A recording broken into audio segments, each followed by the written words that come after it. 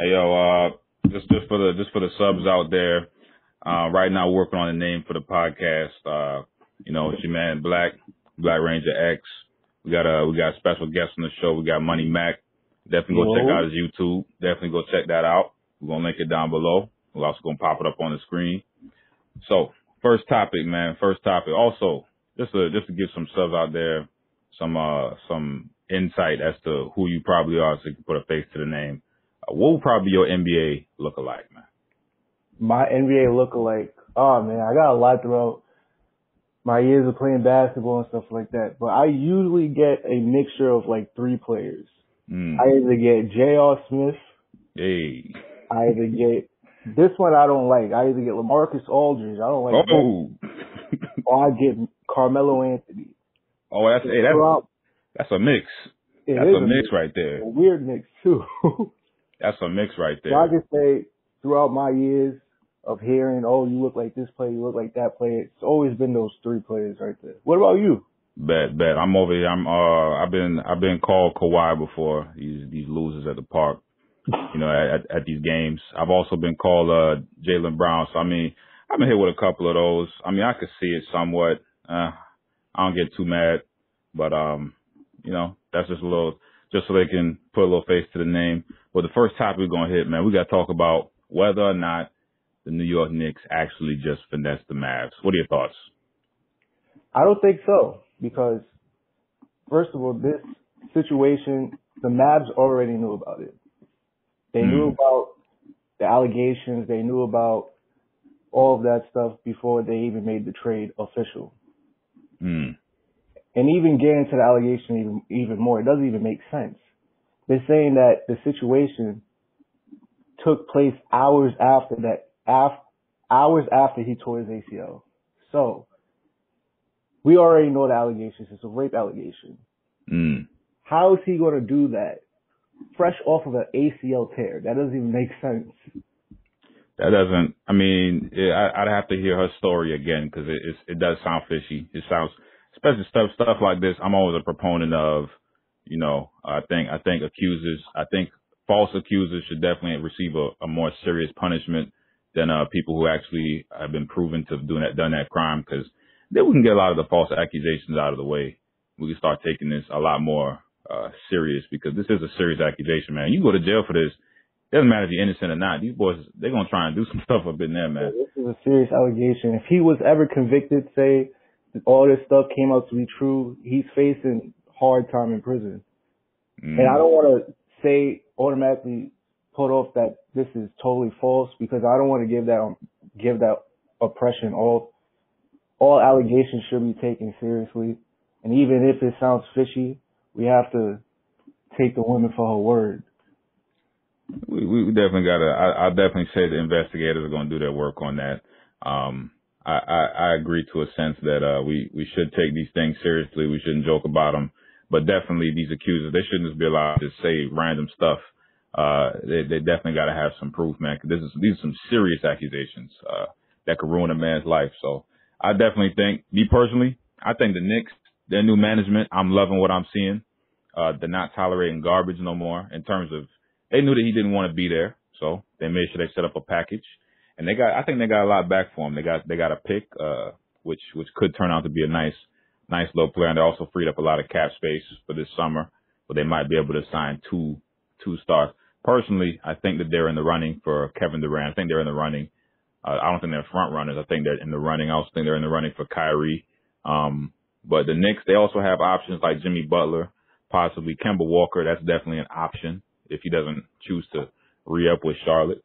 I forgot, I have to look at the restrictedness of D'Angelo's contract, but they might even be able to pick up D'Angelo this summer, because D'Angelo's a restricted free agent this summer. So this is going to be interesting, man, for the Knicks. I like what I'm seeing. We far from those Eddie Curry days. Eddie Curry and all them boys getting signed to fat contracts. Shout out Isaiah Thomas, man, great player, but what he did to the Knicks, that's almost unforgivable right there. But that was a terrible era for Knicks fans. I was gonna say that I do think the Mavericks, they knew about it. I think they understood it. I think if anybody's well equipped to handle these kind of situations, it's Mark Cuban, because Cuban he's faced these kind of allegations before. He's dealt with this kind of stuff with his workplace. That situation like a year or two back. So I think he can handle this situation better than probably anybody in the league. So I think he took that on willingly. But I do think the Knicks won slightly. But I do agree. I don't think the Mavericks got finesse from that standpoint. But I do think they got finesse from the standpoint that this is a guy who's, in my opinion, injury prone. He's very frail. His body frame is frail. But I think he's going to be a good match with Luka because Luka's a dog. Luka's a leader. Kristaps wasn't a leader. That's why you make that trade, even with all these allegations or the injury history. The potential that he has as a player is tremendous, and the potential that Luka Doncic has is outrageously good. We see it in his rookie year. So if you pair both of them together, both of them is under 25 years old. Even with the allegations and everything going on, you still want both of them together and build for the future. That's facts, because honestly, I think there's no better fit for Kristaps right now than a player who's going to tell his ass to get on the block. If you look at his percentages from last year, while he wasn't an all-star, I give him that. The Knicks still weren't winning games, but if you want to see a flaw in Kristaps' game, is that he shoots way too many damn threes, man. He's not on the block enough. He's not doing enough work on the block. If you look at his field goal percentage for a big man, 43.9%. That's unacceptable, man. Considering his size, he shoots 39.5% from downtown, which is excellent. That's definitely from last year. 2017, 2018. That's a great clip. Let's not lie about that. But if you're shooting 5 threes a game out of your 18, 19 shots, you know what I'm saying? You're shooting 44% from the field. I mean, you're shooting terrible from inside, man. You got to work on that post game. You got to get some moves going down there and get some guaranteed buckets. He's not being as effective as he should be, and Luka's not going to allow that. From the interviews I saw during the summer, Harrison Barnes, when he first was letting everybody know about him, he was like, "Yo, straight up, that boy got dimes." Luka sees the floor, he sees it well. Great IQ for the game, great understanding, and he's a dog, man. He's not going to he's going to tell Kristaps to get on just like how J. Kidd was doing with Carmelo. Man, great point guard could take you so far. And that's going to be key for them. I like that. I like that formula going forward. Definitely have to watch for Kristaps because he might have a Yao Ming injury-esque thing to his game. But hey, man, that's going to be interesting. Still in the tape, because if that pans out in about 2 or 3 years, that's title contenders. If they surround it properly, because then Dallas can actually become a free agent destination. Because with those two, I could see a wing who's dynamic, might want to go there. Let's say a Michael Porter Jr. maybe in a couple of years. Maybe he's not satisfied with Denver. Maybe they're building too much around Jokic. Who knows? And he might want to go down there if he develops in the next couple of years. It'd be interesting. I'll give him that. I'll give Dallas that. That was a decent move. I still think they got finesse. Not too bad though. I understand the risk they're taking on that. Yeah. But with the D-Book situation, I know you disagree with me, man, but I gotta have everybody explain to me this, because with D-Book, we're asking the question: is he overrated, underrated, or just right? I personally believe he's overrated. I know you are different on that. You gotta let him know why you're different on that. What's your take? Well, I feel like Devin Booker is underrated, because when you think of young NBA players, you often think of names like Jason Tatum, Luka Doncic, like we just talked about, Trae Young, Ben Simmons, but you never hear of Devin Booker being in that conversation. And it feels like he's been in the league for so long, but he's only 22 years old. True. He's in that same group, in that same category, and he fills all of the scoring needs that you would want in a player. He can create his own shot. He can get to the basket. He could be an effective catch and shoot player. He can play in the pick and roll. All of those intangible skills for the offensive side of the ball at 22 years old. Last week, he was just scoring 50, 58, 48, something like that.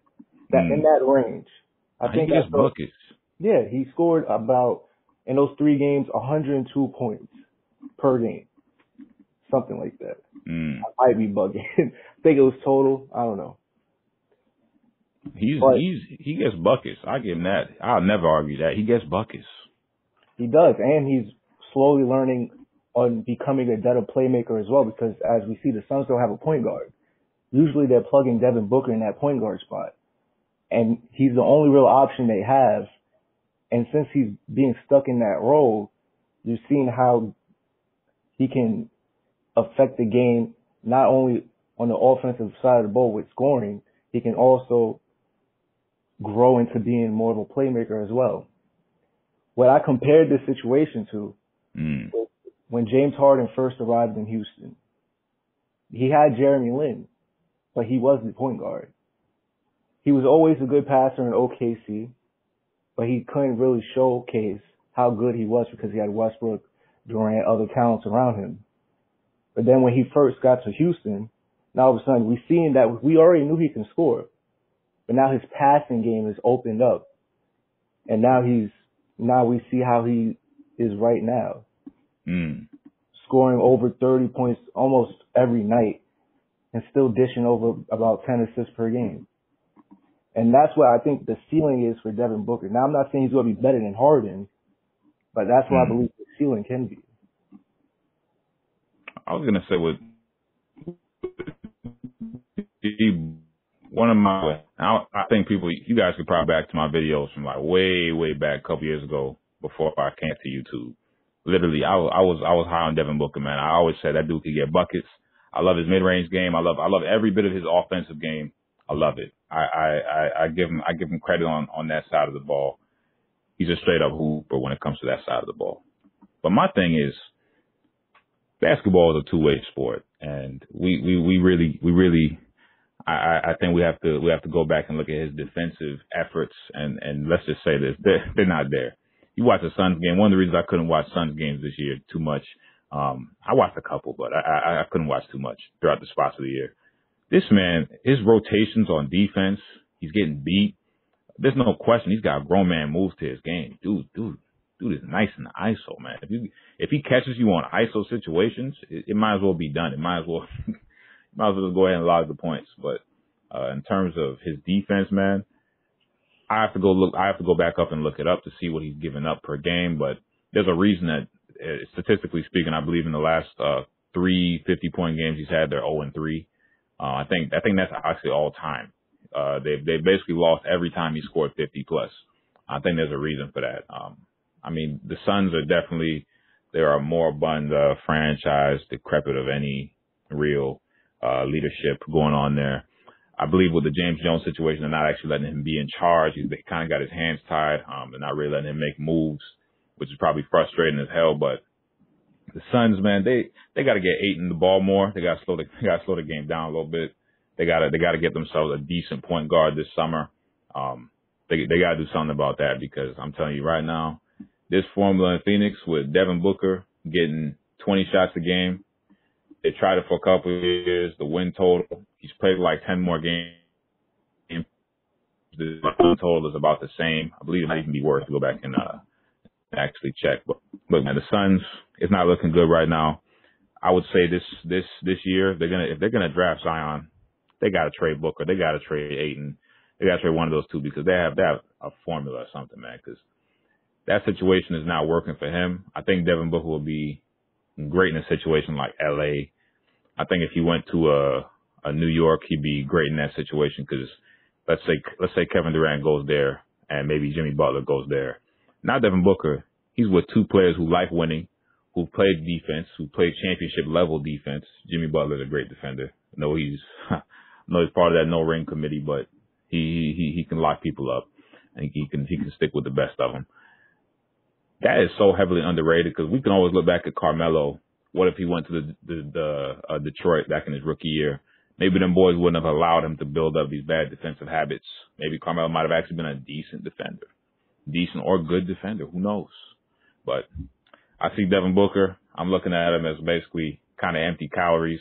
Only because if you're scoring 50, I mean, you're giving up 48, you're giving up 40 total on the night. Because of things like missed switches and not rotating properly and not closing out, that's kind of stuff that people don't really account for when they're looking at defensive efficiency and all that kind of stuff. And you could just see it on the court that he's not locked in.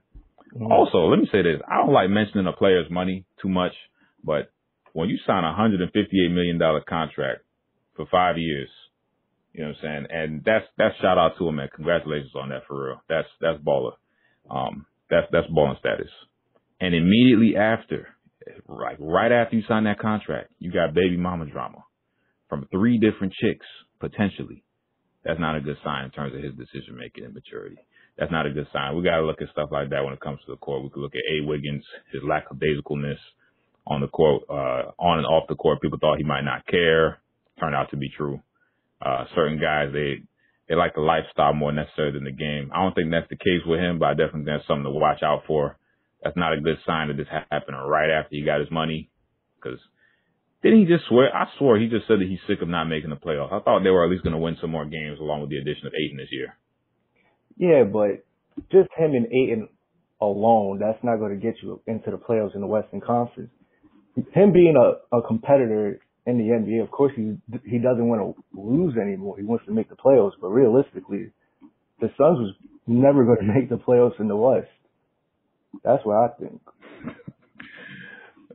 I wasn't expecting playoff appearance this year, but I was expecting them to be on the level of a Minnesota or above. I was expecting that kind of performance this year. Last year they won 21 games, and he only appeared 54 times last year, 21 and 61. This year he's played 63 games, and they've won 18 and 60 so far. So it's definitely not a good look right now over there. He's played more and they've won so far. I know they have 4 games left, but they won less. I don't think they're going to go on no 4-0 streak to have a 1-game improvement over last year. So basically, they've had the same win total. They had them off the floor. And yeah, you could say Eric Bledsoe was playing at the beginning of last year, but Eric Bledsoe got traded early in the season. So I expect them to have a slightly better record by like 5 to 7. I expect them to be in the 30s for the win column this year, like low 30s.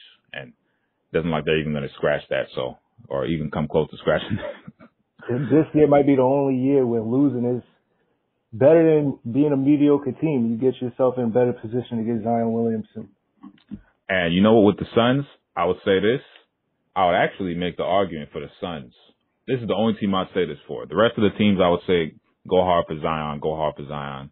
I think the Suns will probably be better off with Ja Morant or with RJ Barrett, to be honest with you, only because of fit, if they want to keep that team intact. And if they don't want to keep Booker or Ayton, one of those two, then go after Zion, because I think there's going to be a clash play style wise if you get Zion. I don't know. What you think about that? What you think about who they should draft, the Suns specifically?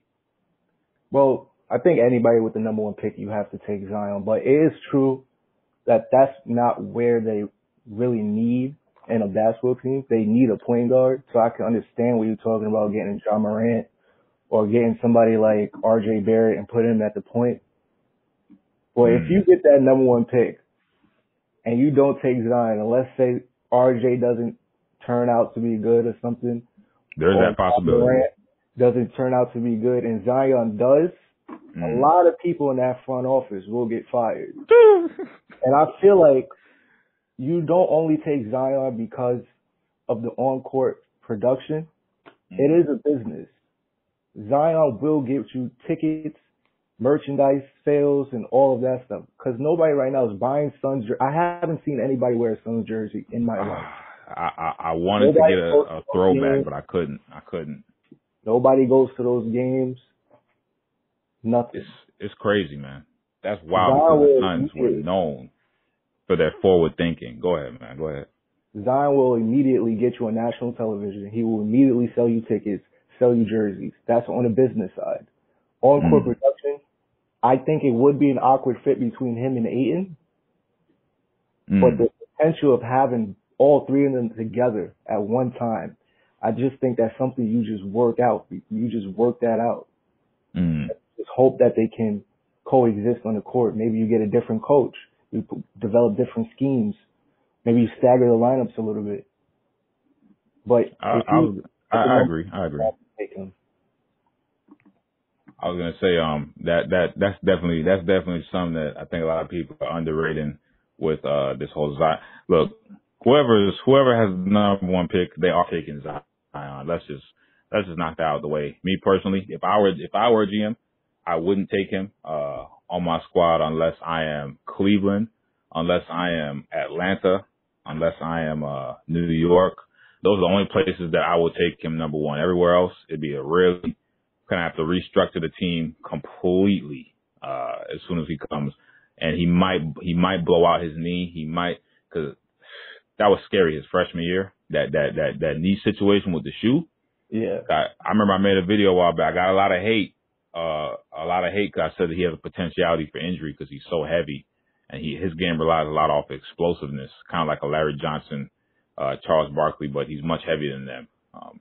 I'm like, hey, he might have injury issues, and a couple weeks later he gets injured, and I noticed that the like ratio wasn't 50% anymore. It turned up to like 60. I just thought that was hilarious, man. But what I really look at when it comes to injuries and stuff like that to a player like his build, you really got to look at their jumping mechanics, how they land. Now, I'm not going to say I look at all of that in his game right now because I really haven't, but that is something to pay attention to. Because I don't even want to bring Derrick Rose up, but we all knew that he had very, very poor landing techniques, and all of that take a toll on your knees, your feet, ankles, and all of that.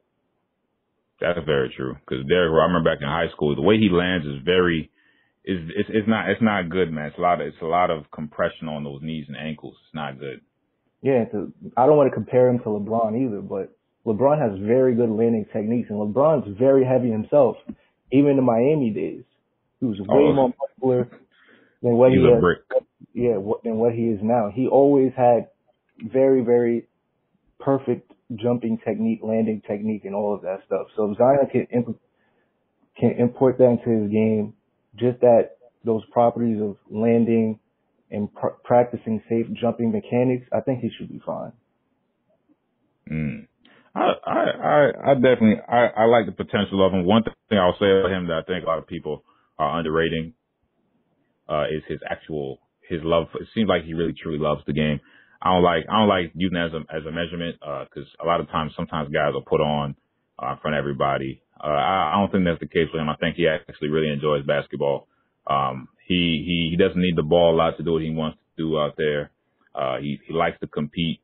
Those are the kind of intangible things you love seeing, and especially because some of his teammates, I'm not saying all of them, some of them are a little lackadaisical out there on the court. Sometimes it's hard to even tell if you're watching them on the court. You have to look for that number specifically. You know what I'm saying? You're like, yo, where's Cam? I knew he was going to come back in. Where's Cam? Like, it's no disrespect, bro. He has so much potential and talent, but you can't want it for him. He's kind of got that Wiggins swag on him, you know, so much ability, and it just looks like he's going to be one of those guys who doesn't actualize it and, jump on that. But it's okay, man. It's okay. He's going to be a top 5 pick, most likely, maybe top 10 at lowest. He's going to get paid this summer. He's going to be all right. RJ Barrett, to a degree, kind of scares me with that. Me personally, I just think that he's one of those always in control guys, one of them, cool, collected type cats. But sometimes you got to turn the juice. Sometimes you got to turn it up on the court. And I've seen that on occasion, so I'm not going to write him off yet with that. But Zion, definitely, that dude loves the game, man. That dude's he's always, point blank, he looks like he's always on something when he's playing. Shit is ridiculous. Shit's crazy. But I definitely like what I'm seeing there. Duke, that Michigan State stuff was ridiculous, but we got to go on to the next topic. I can't believe they lost to them boys. They should have lost to UCF. Money because of that. They should have lost to UCF, man. That's what they should have lost to. But going to the next topic. Are the Lakers a true free agent destination? What are your thoughts?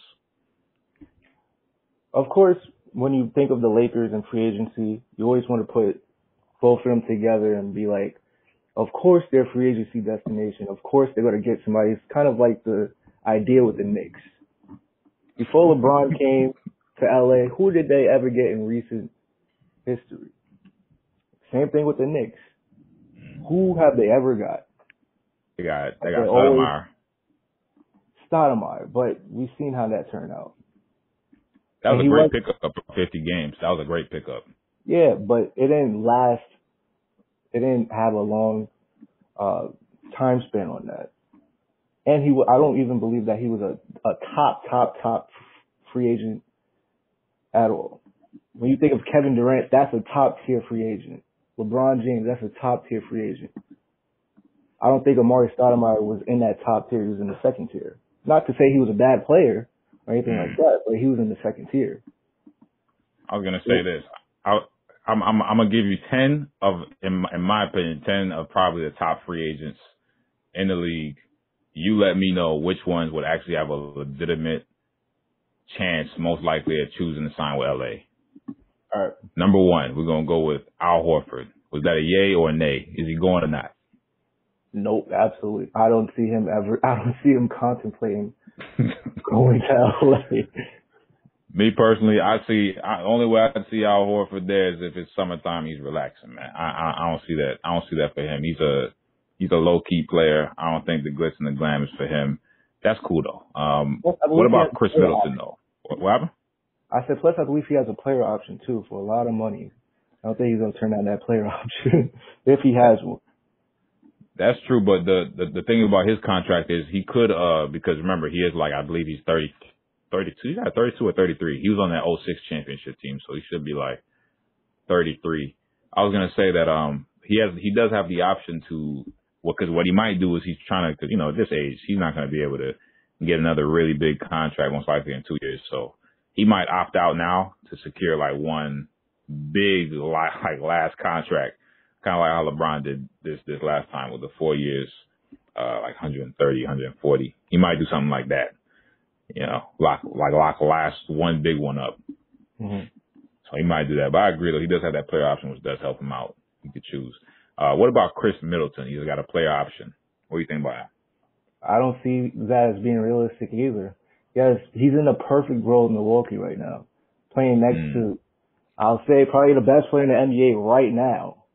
Why would you want to give that up? You're the best supporting piece to the best team in the NBA currently. And you're on a team that can possibly get to the finals. I also think that playing on a team with Greek Freak, you see, playing with people like Greek Freak, Westbrook, those kind of guys, man, who kind of have a huge amount of responsibility on the team. Really, it frees you up a lot, yes, but what it also does is when it's time for media time, the players usually get the most credit, like Greek Freak and all them boys for carrying their squads. They also have to get the most blame. So he's kind of in a really good spot. Milwaukee don't get too much press coverage. This is his first year being an All-Star, so it's not like he's always been getting camera time, press. That really does help out. He played at Texas Tech, not Texas Tech. He played Texas A&M. My bad. He played at Texas A&M. I remember, and so he's not really like this primetime TV type player. Even though he's averaging like 25 a game. Props to that. I definitely think that's an enticing piece right there. Knowing that the buck doesn't stop with you, man. When things go wrong, you can just pass that blame off. Hey, especially if you're playing with LeBron James, a lot of the blame goes to his teammates. And I don't think he's the type of he's a good glue guy, but I don't think the Lakers are looking for that. I think they're looking for a big time splash in free agency if they can even get that. Yeah, I don't think Chris Middleton leaves Milwaukee this year. Possibly, maybe next year, but I don't think he leaves this year. The way things are going right now is too nice of a ride. Now this is an interesting one right here. I want to know what you think about this. What about Tobias Harris, who is unrestricted? Well, Tobias Harris to me is interesting because with the situation with the 76ers, it's not clear cut that Jimmy Butler will resign because he is going to want a max contract. And I don't think the Sixers will be willing to give him a max contract because you do have to pay Ben Simmons sooner rather than later. And you probably have to pay Embiid. Did Embiid sign an extension? Embiid is he's on a similar deal as Wiggins. They're on those 5-year, like 150. So you're going to have to re-sign Ben Simmons soon. And I don't even think that Jimmy Butler has even 100% fit with the Sixers. And Tobias Harris is one of those players that can fit in any situation that he's put in. That's true. So if you're the 76ers, of course you want to keep all four of them. And of course Jimmy Butler, you can say is a better player than Tobias Harris, but when it comes to fit, you would want to keep Tobias Harris for the cheaper contract, and again, he's the better fit for them, and you have the opportunity to get other pieces like extra shooters or something like that. So Philadelphia has stated they intend to re-sign him. And also, to add to your point, his true shooting percentage is 60%. Tobias Harris, right? Yep, and the Sixers can offer him a max 5 years, $188 million. He's only 26. I know he's never made an All-Star game. This year he should have, but he's offered 5 years, $188 million. And I don't even think you have to give him that. You probably can get less. But when you talk about Jimmy, he wants that max, the most money that he can get. That's very true. I definitely think Jimmy. I don't think Jimmy is settling this summer. That whole issue with Minnesota, I definitely believe money was a huge. Because I think that he was kind of quiet about it.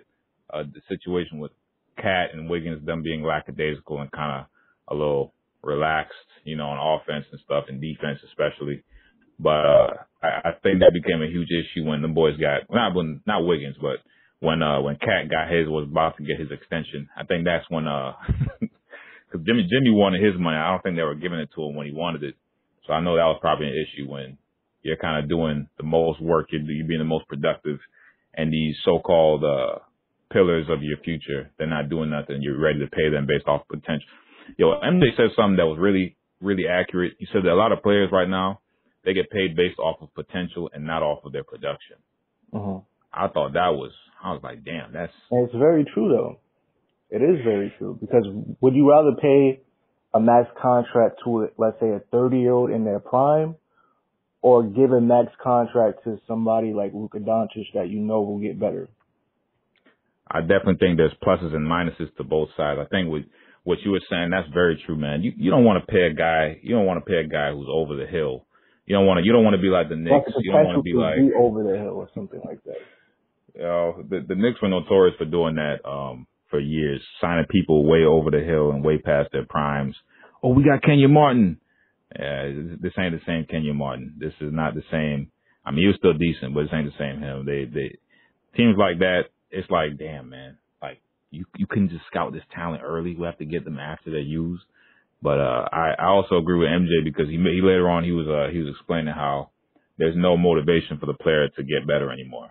Like you can just have a whole bunch of potential and literally never do nothing with it.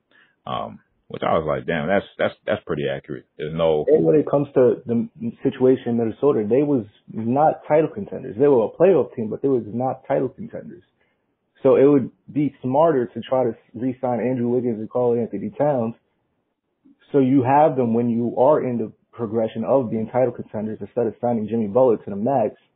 And once y'all start progressing to be title contenders, he is falling out of his prime. I definitely think that Jimmy Butler situation, I think that he kind of had to do the best move for him. Don't fault him at all. That team wasn't winning the title. He went down for a couple weeks, and they almost slid out of playoff contention, I believe, when they were like the 4th seed. And he kind of. That's the last game against the Denver Nuggets. Yeah, I remember that was a tiebreaker. I was like, I can't believe this, man. I remember I had the T-Wolves picked to be the number 5 seed, like number 4 or 5 seed that year, and them boys. Whew, I had Wiggins living up to expectations, but we saw how that turned out. Yeah, I thought that year was going to be like Wiggins' year to finally just prove himself, because and I'm telling you, man, I told you this the other day, that Nets game that I saw live last year, that showed me. That's when I wrote off Andrew Wiggins for the rest of my days, man. I said, yo, all the hype, I'm done on it, man. All the mixtape stuff I used to see, I'm done on it. This man he's not going to turn into that. And you did a video on that too. Y'all should go check that video out. It's pretty decent.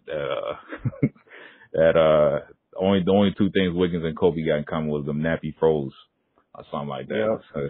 And I was a fan of Wiggins too. I was a fan since he was in high school, and I expected him to live up to the comparisons of T-Mac, Clyde Drexler, all this stuff. And I thought when he came in the league, he was going to be the next big thing. He had that one season averaging over 20 plus points. But when you actually look deeper into the numbers, those were the most shots he ever took in his career. So he's actually regressing as he's getting older. Which is not a good sign. I think 24. Not a good sign. It's not a good sign, man. I was gonna say the next free agent we're gonna hit. Oh no, we ain't gonna hit this one. Kristaps, he's not. He's gonna re-up with Dallas. With Kemba Walker, Kemba is unrestricted. Where is he going? Now Kemba, I really think he is Does LA have a shot? Charlotte, but it wouldn't be a bad fit. It would. Defensively, it would be. But he's so similar to Kyrie Irving. They're not on the same level, but he's so similar. His play style is so similar to Kyrie Irving. And we saw the success that Kyrie and LeBron had. Brought home a championship. So I believe... To your point, you know he ranks third in the NBA in clutch points this season, total clutch points, only behind James Harden and Kyrie Irving. And by clutch, it means the last 5 minutes of the fourth quarter or overtime when the game is within 5 points or less. He's a very explosive scorer. For his height, for his size, very explosive. Again, he's very similar to Kyrie Irving. So I feel like if the Lakers don't hit a home run top tier free agent splash, they should definitely target Kemba Walker, pair him up with LeBron, get shooters and other 3-and-D players around him because we know how bad LeBron's defense has been at times. They might be able to trade for Brad Beal. Maybe, because the Wizards are... They're not going to have John Wall. Bradley Beal's just going to probably stat pad his way next season. Mm-hmm. The Wizards don't have any type of real direction until they get John Wall's contract off their books. But even in that situation, you still need defenders. And you still need other 3-and-D players around him. And maybe a stretch big as well.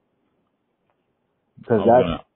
I was going to make that point about you. You know that this man Kemba, he's talked about staying in Charlotte. But I think probably out of this whole list of free agents, I think he might be the only player that's realistic about that. Because think about it, he's about to turn I think he's turning 28, 29 this year. One of the two. But this dude has been on that team for about a decade. I think if he wanted to leave, he probably would have left. Because he doesn't seem like he has that real championship desire. I think he just wants to be in the playoff mix. I don't think championship is true.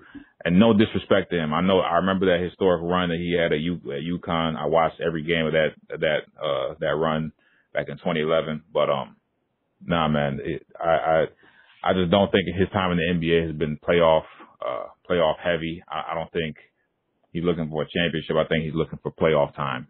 I think that's more. It's just some more excitement during the season. I think he loves Charlotte. I think he's probably going to stay, but I definitely think he'll be a decent fit in LA only if they can get a 3-and-D player as well, or if Brandon Ingram can be healthy. Yeah. I think he's staying in Charlotte as well because even when he was in trade discussions near the trade deadline, he whenever they did interviews with him, he just looked so depressed. He did not want to leave. So I don't think when he has the opportunity to leave, when you're looking like that, I don't think he's going to leave. You know that I was gonna move from Kemba to. I agree with you on that. I think Kemba he's gonna be an interesting one this summer. We'll see if he breaks that love affair he has with Charlotte. We'll see if he breaks that. But with Jimmy Butler, what you think, man? What you think? You think the Sixers are bringing him back? Or you think he's potentially going to the Lakers? Do you think the Lakers have a shot to sign him? Well, Jimmy Butler's going to want the big max. That's what he's going to want. I don't want to say he's nearing the end of his prime, but he's getting there up in age. I think 30 years old now. When players hit 30, the only way to go is downwards. So he's going to want the most money possible. The only way the Sixers bring him back is if he agrees to let's say, a cut in pay, which I don't think he's going to do. But the fit with Jimmy and LeBron can be interesting, but again, you're going to need shooters. Jimmy Butler is going to help with the defensive end tremendously because he's going to cover a lot of LeBron James' problems. But I don't think it's enough to get the Lakers where they want to go. That will make them a playoff team, but that's not the Lakers' goal. The Lakers' goal is to win championships. Okay. And I don't think the mix of LeBron James and Jimmy Butler, I think they go to butt heads a lot if that was to ever happen. that would be a funny season, man. You know Jimmy Butler's personality. He wants to be the main guy. I don't think he can be the main guy on a. I think he'll back down to Brown. I think he'll back down. We don't know that. Hey, I think you're right on that because he might really get pissed on defensive rotations. He might really get pissed on that. That getting blamed for the Lakers' struggles that they might have, all that stuff I think will take a toll on him. I don't see Jimmy Butler in LA. I see him playing with Kyrie or KD or potentially with Kawhi. We can get to Kawhi later. That's gonna be a fun one. Clay, I'm skipping Clay because me personally, I don't see him outside of Golden State. Yeah. Plus, I think they can offer him the most money too because that hometown situation. I think he's gonna get some nice offers away, but Klay Thompson, he showed it in multiple interviews. That's a comfortable dude, man. He's comfortable where he's at. He loves his life out there. He's in a perfect system for him, and he's not the type of player who you build around. I don't think he's trying to prove that. I don't think he's trying to go average like 28 points a game in Charlotte or Orlando, one of those places. I think he's perfectly fine getting 22 on near 50, 40, 90 splits, playing for the Warriors, winning chips, making deep playoff runs, Splash Brothers, member. I think he's good in Golden State. Now with Kyrie, I know your take on this, but do you think that he actually, this would be some crazy stuff, man. This would be probably the biggest soap opera in basketball right now. Do you think that LA has, by the way, let me just give you some quotes that this man has stated, when reporters were trying to ask him about him and his future in New York. In quote, he said, "At the end of the day, I'm going to do what's best for me in my career. I don't owe anyone shit." End quote.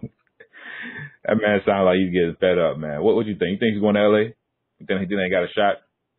Now this one, it might be possible. It really might. Even though on the surface it sounds completely unrealistic. Why would Kyrie want to leave LeBron in Cleveland only to come back to him? ESPN would have a field day with that story. But I think it's possible because they already have history. We saw in the middle parts of the season, Kyrie Irving said, "Oh, I had to call LeBron. I had to do all of this stuff. I had to ask him how to be a leader and stuff like this. I'm sorry." I think that was a tactic, though. I think that was a psychological tactic to show the young boys to kind of back down a little bit. I think that was a tactic. I think that was. Hey, he.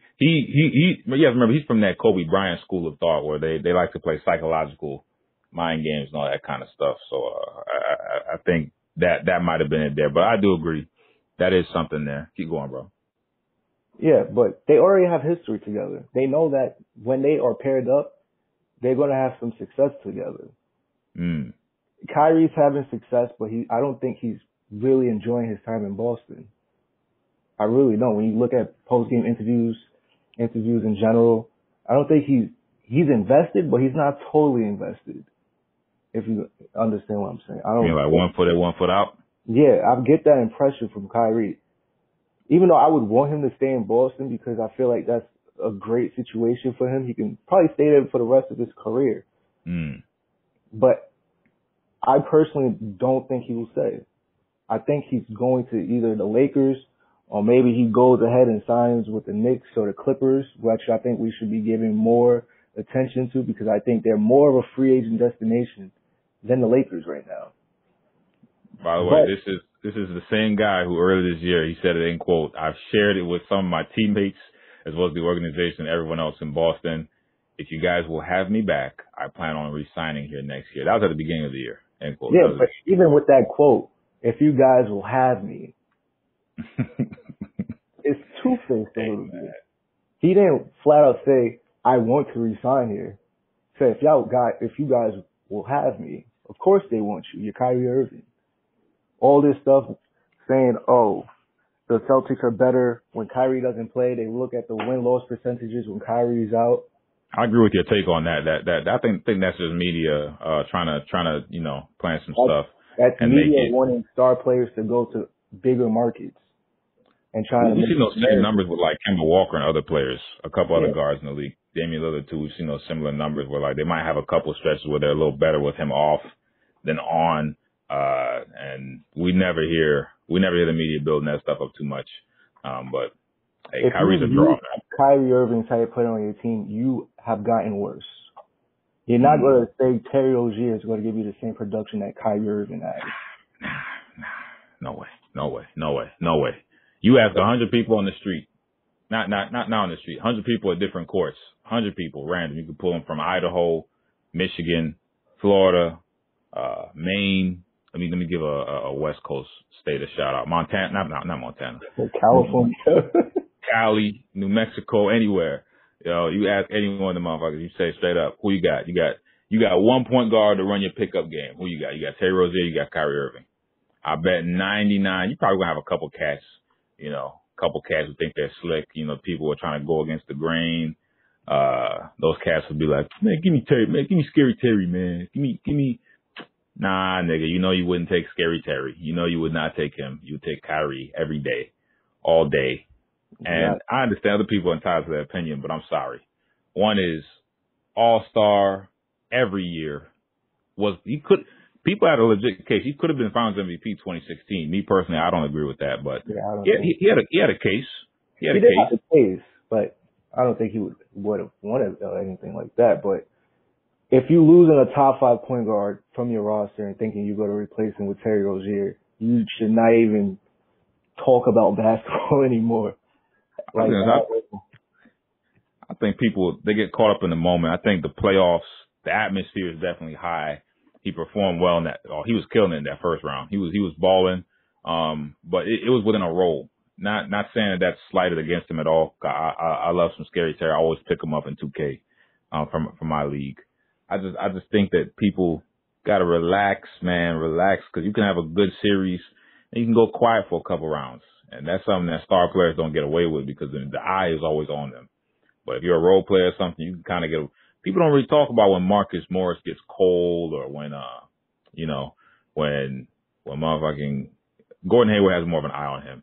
Even though Marcus Morris is a starter, or he was a starter, Gordon Hayward has more of an eye on him because he's like a $30 million player. So everybody watching. Everybody expects him to automatically come out to his Utah Jazz days, but he is obviously still recuperating from his injury. And people are trying to make the comparison to Paul George's injury and Gordon Hayward's injury and say this was the same thing. But Paul George is an MVP candidate and Gordon Hayward is struggling. But those are two different people. One person can recover better and faster than one, and maybe that other person needs more time. So when it comes to Gordon Hayward, I think you need more time because he is a very, very talented basketball player. But everybody's different. Just because Paul George recovered the very next season doesn't mean somebody else is going to. When he came back originally, he didn't look too hot either. People kind of glance over that. When he came back, the season before, like last 15 games or so, he's only averaging like a couple, maybe low teens. Yeah, it was like 15, 14. But he came back the same season. He broke his leg in the summer and came back later that season. I'm talking about the season following that. He came back from the same Paul George as old. Gordon Hayward just needs more time. Agreed. I think that's if we give him that time and he still doesn't produce, then maybe this injury is really affecting his game to a bigger standpoint that we didn't expect it to. But currently, I think he only had that injury last year. Maybe by next year he should be, if not to his Utah Jazz days, maybe something closer to that. I definitely like what's going on with that Boston situation in terms of they're being forced to finally make a move on some of these situations. Traded Danny, who's been saving all these. Also, that point you made where he might actually stay in Boston because traded Danny, who's notorious for even if he gets a whiff of something, he's gonna send you off packing. He didn't make a move at the trade deadline. That should show you something about their confidence in re-signing him. So they probably have given him some guarantee under the table or behind closed doors that this season, if you re-sign with us, blah blah blah, what's it called? Tatum's gone, or whoever. If Kyrie resigns to Boston, they're trading for Anthony Davis immediately. Tatum's gone, man. Will be in New Orleans. Maybe Jaylen Brown as well. Possibly. But a lot of players are going to New Orleans for Anthony Davis if Kyrie Irving resigns back. That's agreed. What's it called? I was gonna say potentially even Gordon Hayward. I did some math on that salary wise. That makes sense. Because New Orleans, they have to pick up something back for Anthony Davis, and Gordon Hayward makes sense money wise. I was gonna say for Kawhi Leonard, I don't think he's going to LA for the Lakers. However, I do believe that if he does not make the finals this year, if he makes the finals and they lose, I think he's going to the Clippers. If he makes the finals and they lose by like one game or like 2 games, I think he stays with the Raptors. But anything more than that, anything more than losing by like 2 or less games in the finals, I think Kawhi is going to the Clippers. He's already bought a house out there from what I've heard. And I just believe that I do think that the Clippers are a good fit for him moving forward. They have another spot. They have another slot. They could bring a guy as well. What do you think about the Clippers potentially signing Kawhi and KD? What do you think about that? Well, I like the possibility more than the Lakers. I really do. Because when Kawhi was originally requesting his trade, he wanted to go to LA. This was before LeBron was on that team. He was very adamant on getting a trade to the Los Angeles Lakers. Just like Paul George was either the same season or the season before. Same situation. As soon as LeBron lands, he says, I don't want to be there anymore. So if he still wants to play in Los Angeles, there's only one other place to go. Same state, same building. You can live in the same house. You don't have to travel nowhere. Go to the Clippers. If you don't want nothing to do with LeBron, the Clippers are starting to become a very, very good franchise. And I think they're a better fit for him as well because they are a playoff team right now. Shout out Jerry West. Jerry West. Shout out Jerry West. One of the most smartest executives in the NBA. One of the best. Man's a genius, man, basketball wise. That man, I think what he's doing on the court, not on the court, but behind the front office is even more impressive than what he did on the court. And that he was impressive down there as well, man. He was a beast down there, Mr. Clutch. But dude, in terms of his front office moves, what he did to Memphis, we did the LA originally. We did the Memphis. We did the Golden State. What he's doing now with the Clippers. I think the Clippers, they made the right move. Definitely, these are the kind of moves that are underrated. A lot of battles are won with your brain, not necessarily your brawn.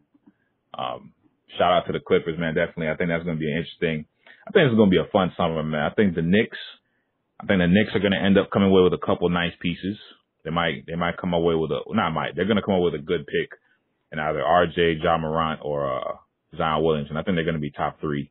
And I also think that they might be able to sign at least 1 star, possibly 2 all-stars. I think they might get 1 star. I think LA is most likely going to get Kawhi because if the Raptors don't win in the finals, or if they don't really give Golden State some trouble, kind of like how he did in 2017, I don't think he stays. Just mainly because Kyle Lowry's getting older, and that whole squad. If Kyle Lowry doesn't play well, they're not operating on optimum levels, and it's kind of hard to get back trade value for Kyle Lowry right now, just because of his age. And one thing else about the Clippers, we have to put some respect on Doc Rivers' name. He should be getting some Coach of the Year votes. I give him some respect. When the Clippers traded Blake, when they traded Tobias Harris, we did not expect them to be a playoff team at all. We expected them to be not in the playoff picture at all. That's true. And Doc Rivers has put on a team-first playing style and has pushed them into the playoffs. And to anybody out there lying in comment section saying that you saw the Clippers going to the playoffs, stop it. Unless you're a Clippers fan, that didn't make any sense on paper. If you explain that to anybody last year, if you said this summer, if you put it on paper, you said, don't be surprised if the Clippers F around and get the 5 spot or get the 4 spot. You would have gotten Shoutout the room. Everybody would have told you to get the fuck out of here, kick rocks. Yeah, nobody's radar. Nobody. Nobody would take you serious. But this just goes to show you that a lot of the NBA comes down to effort, playing style, fit. You don't necessarily need stars to be good. You need stars to win titles, though. You have the occasional anomaly in like 2004, but that was a mix of issues. That was them taking advantage of a Shaq, Kobe, Karl Malone triple threat match in LA. You could throw Phil Jackson in there. That was a fatal 4-way match situation, and Detroit was very disciplined, and they took advantage of that.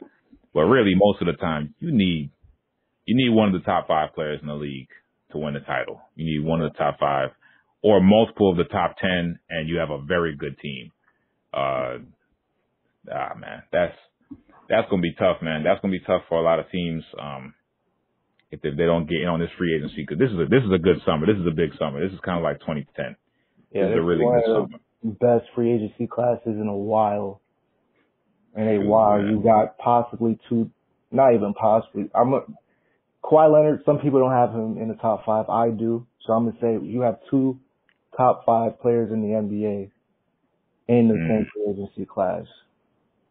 This can be one of the biggest changes in the league if everything goes to what some people expect. I know a lot of people, they would call me crazy. I've had KD at number 1 in the league for the last, since the first title that he had.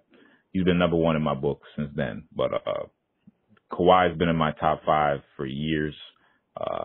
People might disagree with me on where I have him in my top 5. We'll probably talk about that in another episode. I have him higher than some people. I know people might not like that, but I'm a huge defense guy. I'm a huge impact guy, as well as the intangibles, locker room. Not necessarily people liking you, but just being able to keep the antics down to a minimum. And if you do have antics, I don't mind them. I always negate antics if you're winning, because I mean, then who's going to tell you anything? Who's going to tell you shit if you're getting the job done? Because the bad boys Pistons, man, them boys were crazy. Them boys had issues, man. I mean, they liked each other, for while they were playing, but the fact they were still winning, you couldn't say nothing to them. They weren't going to change up their style. So I definitely have to give you credit if you're winning, but if you're not, that's not hold it against you. But going into the last topic, this is the one everybody's been waiting for, man. And this is if I was a media member, this is who I'll be voting for with this topic. Who is your MVP? Is it, because really we got it down to 2 people. We've got Giannis, we've got James Harden, who probably have the best cases. Shout out to Jokic, shout out to PG-13 before the injury. Shout out to Kawhi Leonard, even though he had a lot of load management situations. Oh, congrats on that. I think he had his second child recently. Congrats on that. And Embiid too, a couple other people. Shout out, but it's really down to these 2 guys. So who you got? You got James Harden or you got Giannis? I have James Harden. And the reason I have James Harden is most of the time when selecting an MVP, it goes with narratives or storylines within a season. And James Harden has had almost every single storyline imaginable that you can have when it comes to the streak of 30-plus point games, the 60-point triple-doubles, the amount of 50-point games. And in the beginning of the season, the Rockets struggling with injuries and just being a bad team in general, being about number 12 or number 13 in the Western Conference. And right now, I think they sit at 3rd or 4th. I think they're tied with the Trailblazers right now. And I feel like when you're playing so good at the level that Harden is playing at, it has to be rewarded. The guy is averaging about 36 points per game. How is that not the MVP? On a winning team, a team that he dragged from a losing record into one of the best teams in the Western Conference. His point differential from the second leading scorer in the NBA is about 7 points, 6 points. That's amazing. That's true. I'll give him that. But me personally, I had James Harden as the MVP for about a couple weeks after that PG-13 injury, and they slid down. Then he moved up because I had PG-13 as my MVP personally because of what he was doing in the West. The Thunder, where they were number 3, they were like a game behind the Nuggets. The West is super competitive. No disrespect to the East because the East has gotten stronger this year. The top 4 teams in the East, top 5, really good. Shout out to the Pacers too. But with the Thunder situation, it was impressive what they're doing for us. It's still impressive. I actually saw the game with them versus the Thunder the other day. Good game. With the situation that they had with Houston in the beginning, that was definitely a great storyline. I had them behind PG-13 though, and Giannis early on. I had PG-13 and Giannis kind of battling back and forth for MVP for the first couple months of the season, the last couple weeks. I said, you know what, James Harden is most likely probably going to win this MVP just because his ridiculous stat line. The fact that he's yanked the Rockets kind of up the rankings has been impressive. But the thing that I think a lot of people underrate with the Bucks, and this is why I have Giannis as my personal MVP, is that originally they were not this team that I know they just got a new coach.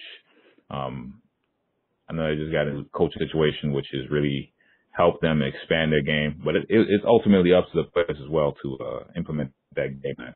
But the Bucks here, they were 44-38 with virtually the same roster. Now, the only thing that changed was Giannis. You know, he's doing a lot of that workout stuff. I believe he was working out with Kobe this summer, if I'm not mistaken, as well as the arrival of Coach Mike Budenholzer, which definitely helped them. They have a 58-20 record right now. They're probably going to finish with 60-plus wins. I definitely see them winning at least 2 out of the last 4 games. I think they're going to have 60-plus wins. So that means they went from a 44 win team the year before to a 60-win team the year later. And Giannis, what he was doing the first month of last MVP, then this man, in terms of the team league, their league ranking, their offensive rating is number 4. That's top 5 in the league. Their defensive rating is number 1 in the league. Effective field goal percentage, I'm not huge on that stat. They're number 2 in the league in terms of defensive 4 factors. Now their turnover percentage is 25th in the league, which isn't good. But everything else, they're top 2 or top 1 in the defensive 4 factors categories. I'm like, Giannis, what he's doing this year has just been solid, just straight dominant on basically almost all fronts of the ball. It's been dominant overall, and he's been really consistent throughout the year. This team hasn't really faltered. It hasn't had low spells, and really he's doing it with quite a cast of characters. Not saying they're low, but they're definitely pieces that nobody valued the year before. Brook Lopez, I believe the Lakers let him walk. They let him walk this summer. He signed with Milwaukee, and nobody was talking about Brook Lopez last year. Everybody thought he was washed goods. We look at Eric Bledsoe. Eric Bledsoe, he was having a career year this year, and he actually got a new contract, got a new extension. Shout out to him. Chris Middleton turned into an all-star this year. He's been playing the same way for the last 2 or 3 years, and he finally became an all-star this year. They traded away Thon Maker. They picked up Trayvon Duval. Shout out to him, IMG Academy cat. Trayvon Duval back in the NBA. Well, not back in it, but finally in the NBA. He got him on the squad. He's getting some minutes. DiVincenzo just recently got drafted from the tournament. Decent little player. Pat Connaughton, who was with Damian Lillard, I believe, last year on the Trailblazers. Nikola Mirotic, Malcolm Brogdon. You know, these aren't like standout names that make you say, oh, that's definitely going to change the team when they go. You know, these are a bunch of nice fits for Greek Freak's playing style. And he's been maxed out in that system, and he's really been doing his thing out there. He's averaging like 27 a game, 27, like 12, or not 20, 27, 12 and a half reads, and 5.9 assists a game. I'm like, that's impressive considering his workload on defense as well. He's not a rester. That's one of the reasons he's got posterized a couple times this season, is because he goes up for every shot. I have to give him credit for that. When you're a blocker, you're going to get posterized sooner or later. But with Milwaukee, the thing that separated, what really proved the MVP race to me, was when I saw them play in person. I'm not in person, but I saw them play for that Milwaukee Rockets game recently, the last one of the season. I personally had the Rockets picked to win that game. I personally had them picked to win that game, and the main reason was I was like, this man James. I mean, I'm not too big on James, but James, he's a vet. He's a vet. This is like his 10th year in the league. You know what I'm saying? He's gonna go show these young whippersnappers in Milwaukee, you know, his real repertoire. He's going to go out there. He's going to get like 35. He's going to do his thing. Rockets is going to win by, 10 plus.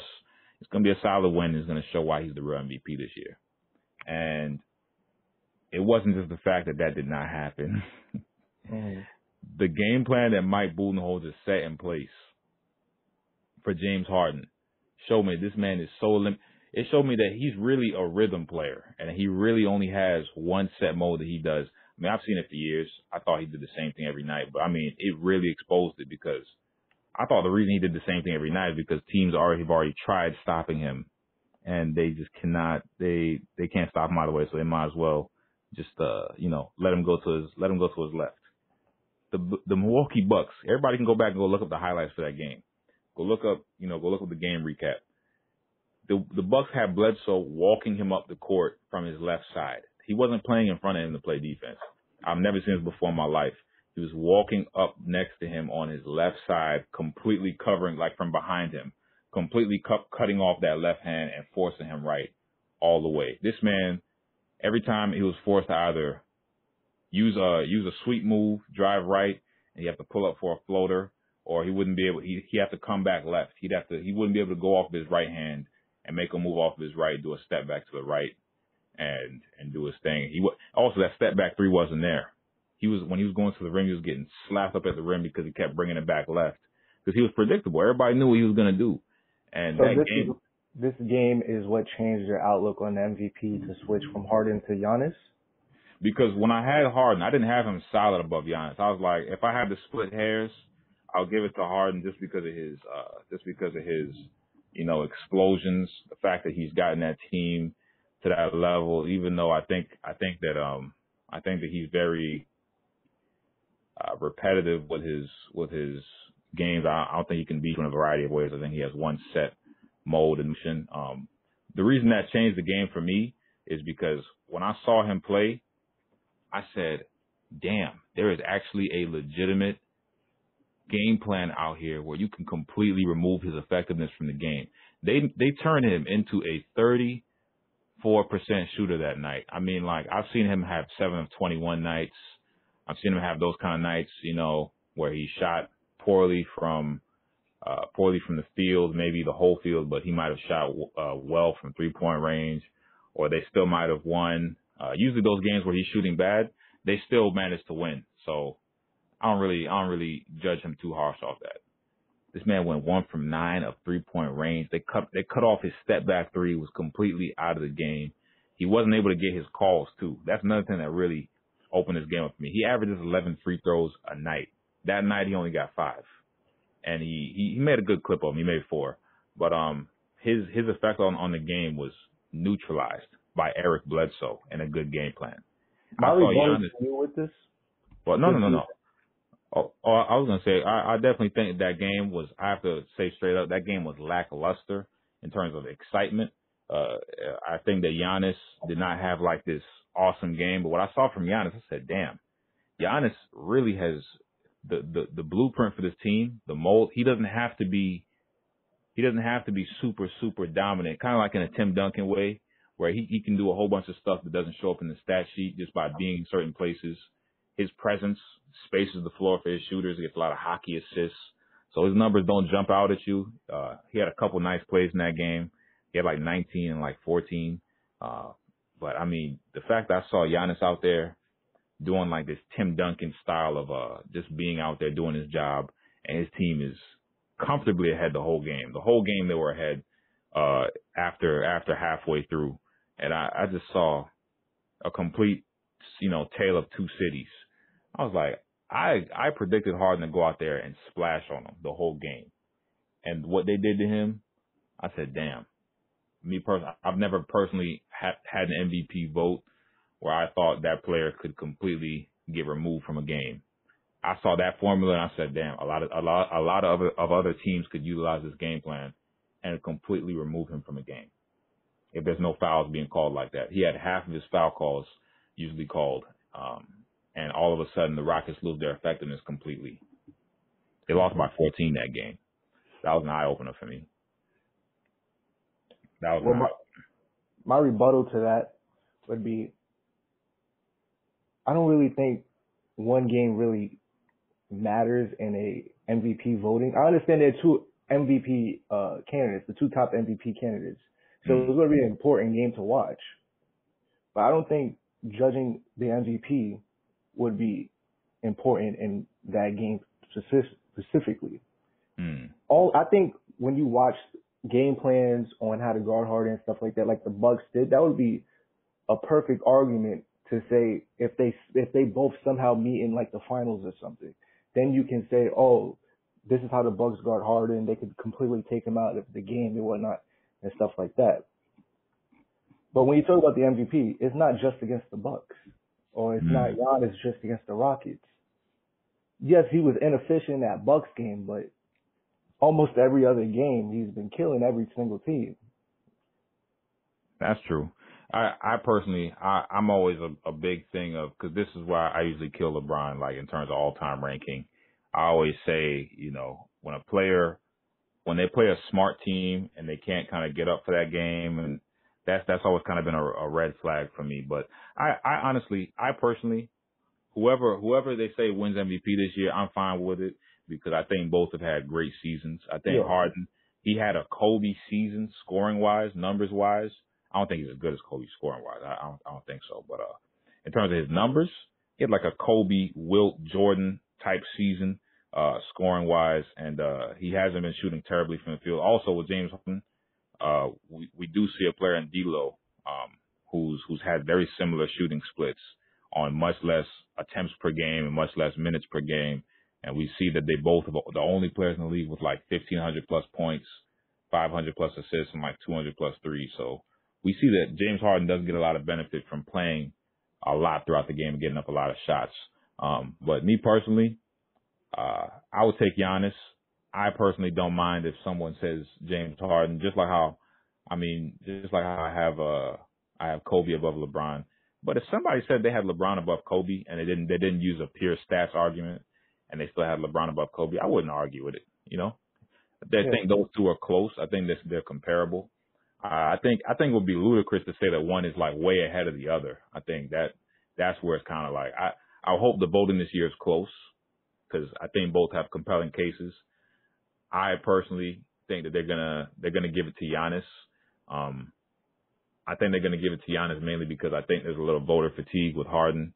They voted for him. He's gotten like second place like 3 years in a row. He got it like last year. And I think there might be a little bit of voter fatigue. Up until a couple weeks ago, when I really saw that, because I've never seen that game plan used for him before. I've seen people try and give him his right a little more. I've never seen a blatant just cutting off his left. And he looked a little surprised to see that too. I'm not gonna lie, it was weird as hell. I've seen people give somebody a lane, but I've never seen somebody walk next to somebody up the court. That was wild. That was crazy. Might have just been living in the moment a little bit there. It wouldn't be a robbery. That's where we're both trying to get at. If Harden wins it, it's not a robbery. If Giannis wins it, nobody should really be that upset. It wouldn't be a robbery because they both had very, very good seasons, great seasons this year. Yeah. So it wouldn't be like some type of Kobe. This might be a co-MVP year. It could be. It wouldn't be a Kobe Nash situation where you're looking at Kobe and being like, how the hell did he not win MVP? But I do think that Kobe year, people have to understand that the back at that time period, I mean, since the Westbrook MVP. People kind of go back to that and they're like, okay, why didn't Kobe win it? Because he had a crazy statistical season. I do agree that we have to try and stay consistent across the board. If you're not like a top 4 team, you shouldn't be in the MVP running based off of past history. You know, if we're not going to do that, now we got to go back and we got to regrade a lot of these MVPs, like you said. And it's like, okay, well, why didn't Kobe win it that year? Because Russ won it this year. The team was like, 5 or 4? They weren't like a top seeded team. You know, he won it based off of statistical dominance. So I could definitely see why people might get pissed about that. That's, you know, you go back and you're like, that was a straight up robbery, based off of these criteria. And that's one thing players just ask for. They just ask for consistency. And I could see that. I mean, that must be annoying as hell when people get different grading, rubrics than you. And you did the same stuff. But I agree, man. I think Giannis and James, you can't get pissy about who wins MVP this year because they both had crazy years. They both dominated in different ways. James more from a scoring, playmaking perspective. Also, shout out to him with these steals. I know he's getting a lot of cheap steals, but just shout out to him for at least trying. Yeah. I mean, he's not as awful of a defender as he used to be. He made small improvements. Mm. I think basketball fans are a little sick of James Harden mainly because he does all this dominance in the regular season and it hasn't translated to a finals appearance. I think last year he killed that choking narrative. He had game 7 on home court, but with that Warriors team, did anyone really expect he took them a lot more games than the Cavs did. Mm-hmm. And they honestly have a very similar roster outside of CP3, very similar roster. And you could say that he did more with that Rockets team last year with CP3 than what against the Warriors than what LeBron James did against the Warriors in 2017. Because they did take 3 games from the Warriors. They took 3 games from them. So that does have to be James Harden isn't a matchup thing too. I think matchups play extremely important factor in playoff seeding and stuff like that because we know Chris Paul always gives Curry problems defensively, offensively. Harden always gives the Warriors problems. That's very true. And by the way, to your point, to all the people out there who might think that the Rockets and the Bucks are such a disparity win wise, the Bucks have won 58 wins in the East. The close to 60 wins. They're probably going to win 60 wins for the year, which is very impressive. However, in the West, you might think that Houston only won 50 games this year. The Warriors, who are the number 1 seed, they only won 53 games. So there's only a disparity of about 3 games right there. The West is very tight right now. It's very tight. The difference between the 3rd seed and the 8th seed is 5 games. The difference between the 1 seed and the 3 seed is 3 games. So across the board, if Portland went on a 4-game losing streak, they would play the Warriors the first round instead of the Jazz. You know, they would go from 4th spot to 8th spot. So that's something I think a lot of people are underrating is how tight the West is. It's very tight. I give James Harden credit for figuring out a system to even take advantage of the rules and the foul calling. I definitely think that a lot of people, they got to stop crybabying about it. If you don't like it, don't watch the Houston games. I promise you the NBA will adjust. If nobody's doing those games where he's getting a lot of foul calls, I definitely tell those refs to pull off a little bit. All right. And I actually think that's a skill too. If you can draw contact on a consistent basis, that's a skill. Because not everybody can do that. He's not on I put him below like a Wade level, because D Wade and a couple of players like that, they can draw fouls during the playoffs too. They don't get the cheap whistle where you just kick your legs out and stuff. They actually really do draw contact. Wade was a master of this. The pump fake, he sells it so well. Jumper. Yeah, his body fakes when he's going up to the rim, the head fakes, and Wade and Luka Doncic both do this, and a couple other players do it well too. Larry Bird. They'll pass the ball around your back, but not really. Just a fake pass, bop, bop, and to get you they show the ball. You look around. All those little kind of moves. That kind of stuff helps in the playoffs, man. Getting people off their feet and starting to swipe hard and try and stop you before you do a move like that to him. Hey man, this is a good first episode. We definitely gonna come back with more stuff. I'm gonna cut off to all the subs out there. All the subs out there, definitely go check his channel out. Definitely go check out Money Mack. We're gonna have another podcast up for you guys. Never be mad at me, be mad at yourself for being an underachiever.